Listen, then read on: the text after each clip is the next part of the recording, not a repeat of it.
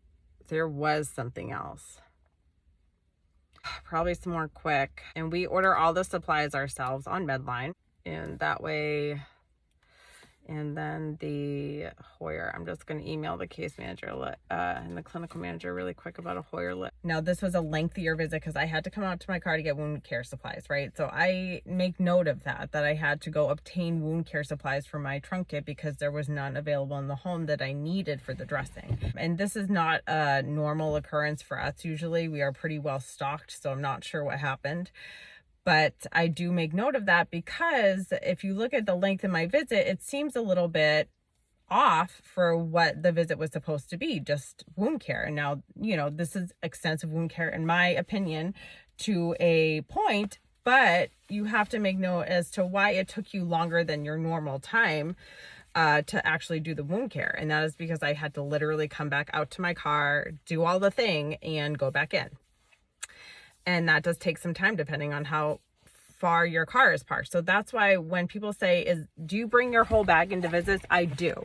Because when I have patients who are having urgent situations or patients that are depending on me to be on time somewhere, 10 minutes can take a significant chunk out of the day in between patients. So I like to make sure that I am ready to go, because sometimes in assisted livings too, you have to park far away from normally where you are, you know what I mean? So where your patient is, and for some reason, all of mine just happen to be down the longest hallways, the last room always. And it can take me like 15 minutes to get to my car and back to get supplies. And that is too long, in my opinion. That is a long time. And, you know, I want to make the most of my day and also not feel like I'm rushing back and forth and sweating my butt off. So yeah. Call my next patient, be on my way, and then oh shit, my notebook. Go from there. I have one patient left. Before I go in here, I'm going to give my last patient a call and set up that time. Who is my last patient? I have to I give myself about 45 minutes to an hour per patient. And then I tack on whatever time it's going to take me to get to my next one. So roughly, I like to give about a 15-minute time frame in case things happen, because sometimes I get lost. Other times I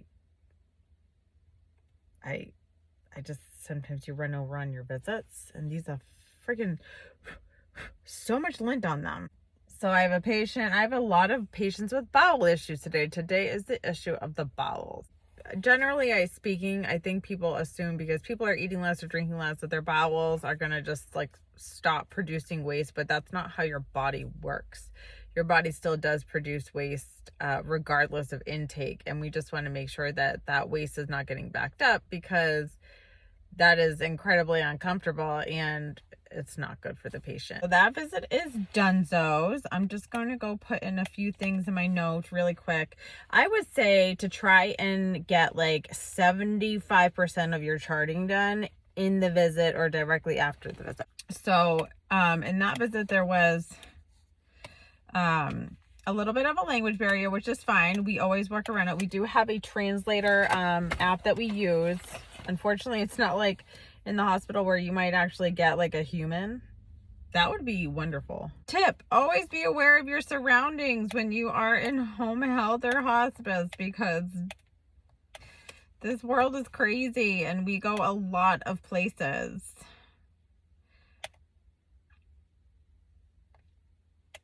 And not necessarily knowing our surroundings either is not necessarily a good thing. Yeah. So we're all done with that visit. Now I'm going to go to my next one, which is about a half an hour away. So my plan for the way I did my visits today did not work out, as I showed you on my little sheet thing, bobber. I actually went to all the closest ones first, just because acuity wise made more sense and travel wise made more sense. Why am I going to go 30 minutes from my last patient to a patient that was 5 minutes away from where I was? that made sense in my mind. But we're off to the next patient, number 4. And then I'm going to just finish up a little bit of charting. And then we're going to go over what I do to end up my day. Also, one thing about our charting system too, and many others, is they have like, you probably wonder like, how do you put in, because I always, words. So when I do visits, there's a lot of extra things that I do. As you could see, I order supplies, I call the pharmacy up, I make phone calls back to families who have called me back, etc., etc. So how do I manage that time and put in for that time to show that that's what I was doing and I was just not lollygagging in between visits? I'm not sure if other charting systems have this, but we have like a separate little box for duration, and that duration counts for like clinical notes and phone calls and different things like that. So that's where we kind of accrue the time. So it shows how much time total that we spent on that patient, not just like in the visit at the bedside, but also overall making phone calls, documenting, emailing, etc. Because you do truly want to account for that time. So it does show, like, if you need to mark that you did not have a lunch break, you have something that justifies and shows that you truly did not have time for a lunch break. I'm really mad because I didn't bring my little desk for today, so kind of a bummer. But what are you gonna do? I might move my charting spot. I hate when I can't chart in front of patients' houses because there's uncomfortable situations.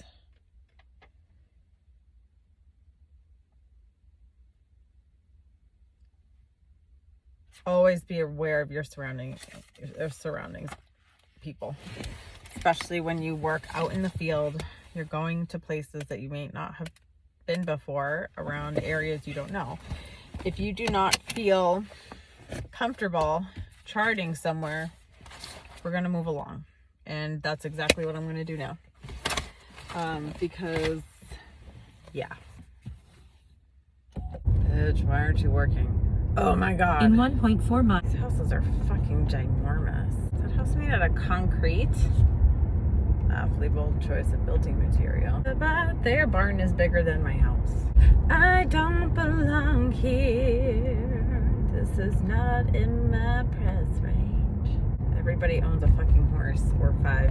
I'm trying to be like you, my boy. Oh my God, that house is so cute. I love the unique ones with all the little additions and like unique windows and art. What the hell is that?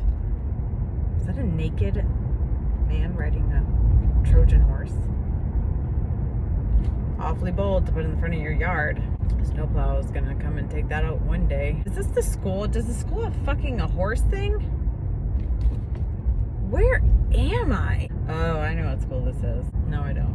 Because I'm not from around here. Oh my God, that is the sickest playground ever, bro. At the next stop sign, turn left. Fucking jeez. Hello, 911. I think I just had a heart attack. I think home health and hospice nurses, or anyone doing home visits for whatever, we need to come up with a system where there is a bathroom, like log. The best ones, ratings for the gas station bathrooms, like 5-star reviews, where you feel the safest to go pee. I swear, if you interrupt me again, oh my hell. Did you take me the wrong way? Anyway, I think home health and hospice nurses should come at the stop sign, turn right. Decompress. I think home health and hospice nurses should come up with a system of like a logbook of bathrooms around their areas. Best ones that are most well kept, like 5. In 3/4 of a mile. Ah! Anyway, as I was so rudely interrupted. God, you're so bro. I think home health and hospice nurses should. In 3.1 miles. I think we should come up with a bathroom system where we rate bathrooms and we know where all the porta potties are and good places to stop to go pee, because it is very hard to find a bathroom that you trust around places like this and you don't even know if they're clean or not. Ha! Ha! Beacha. These houses are ginormous. Imagine how much it takes to heat these bad Larrys. I just want a home. I don't even care what size it is. I just want a piece of land that is my own, that I can call mine. Jesus Christ, they have copper fittings on their roof. They must have money. I don't know where I am, but I don't belong here. I was not raised like this. Many a horse. Oh my God, that one has a tie-dye little coat on. Oh, that is precious. Look at how beautiful these places are. Golly. I wave to everybody. I feel like I'm part of the neighborhood. The day. I have fucking a million chins in this. Chin chinny chin chinny chin chin chiroo. I likes what I likes and I likes what I do. Jesus Christ. Okay, so we finished up our last visit for the day. You just finished up charting. Anyway. All right, so basically what I'm going to do is I'm going to go in and kind of finish up my notes, polish them a little bit. Everything that I needed to chart was done at the bedside. This is just checking off the other boxes, because when we go in and do a visit, we're basically always going to do like a head to toe. And when you're doing, and that is because sometimes you need to, you should, especially depending on how long it's been since you've seen the patient. But also because of the fact that you just never know what you're going to find, which is sometimes different than on the weekends where we do more focused, what we call a focused visit. So like whatever the issue is, but sometimes even with the focused visit, you're going to need to go in and look at the patient as a whole, and not just, the issue that you're worried about. It depends on what is going on. Now, while I sync up my computer, I'm going to put in my mileage. I always like to kind of be doing multiple things at once so I make the most of my time, and also so I can get out a little bit earlier, which is on time. So put in the date. Put in where we start, which is home or wherever. And then, this is why I keep a paper log too, is so that when my computer is syncing and I can't see my patients and I don't know where I went, I can just look it up. And they're by the address. Oh, it's because I spelled it wrong. Here we go. Next. I really didn't go far today, but it feels like I've done so much driving. So that's done. So all I need to do is do my time card, which I will do after this entire thing sinks, and be on my way. I did want to vacuum a little bit before I head home. I feel like when I get home, I hit a wall. You know what I mean? Because I want to shower right away and like discombobble myself. But there's a nun who's been walking around this parking lot. My mom called to ask me if I was safe. And I was like, well, there's a nun here. I don't know if that makes you feel any better. So I like to have everything in my car kind of ready to go for the next day. So like, I just don't like the feeling of not being put together, and not being able to find things or feel that way. Does that make any sense? I don't know. Which means that, oh shit, I still have to do all my reports to the fucking case managers. Ah, shoot. I knew I forgot something. Dang it. So I sent that one about that patient. Now I just have to send this one, I think is the only other one, or two. So I send it to the clinical manager and the RN case manager, because you just never know if someone's going to be absent or not. I say absent like it's school. And then, yeah, I'm going to just clock out, and that's the end of my day. I kind of leave stuff in here overnight if I'm going to work the next day, but I take all the patient stuff in, like, of course, my computer, things like that. Anything that has, like, patient info is coming in the house with me. But everything else is just going to stay, because it's not going to freeze tonight. So we're going to be good. And I just need to get gas. That has been a day in the life. I don't know how good of a job I did. I did my best. That's all I can say is I did my best. Yeah. It is hard because most of the day, most of the bulk of what we do is a lot of charting and in the visits. And I can't film that. So I did my best. I hope this gave you a little insight. Some days are crazier than others. Today was a little more routine. But there were some things that kind of popped up in between, like a suppository, because we find out that somebody hasn't had a bowel movement in over 3 days. Yes. But other than that, it had been pretty routine. You know, there were some supplies that needed to be ordered, but like nothing really crazy. And you're like, how can hospice get crazy? In its own way, it can. Just like every specialty in the medical field has its own version of crazy. Yep. And always, always, always watch cars when they pull in. Looks like a mom. Okay, cool. To like and subscribe. I really appreciate everybody who has any input or questions to ask, and I always try to get around to them. I try to get... if I haven't answered your question, it's because I haven't had time to put meaningful thought into it. And a lot of the times what I mean by that is I don't want to just put this generic short answer because it has to be quick, because I don't have time to answer it, because I am a mom. So like, I'm not going to direct my attention always away from my kid to answer social media stuff. So if I don't remember to do it at a time where I can actually put a genuine thought into it, then I'm not going to do it until I can. So it's not that I'm ignoring anybody, it's just that I want to make sure that I can put a genuine thought into the people who actually put thoughtful comments and genuine comments, because I think they deserve it. So also, yes, so that is it. Don't forget to like and subscribe. Leave any comments, questions, or concerns down below. Bye.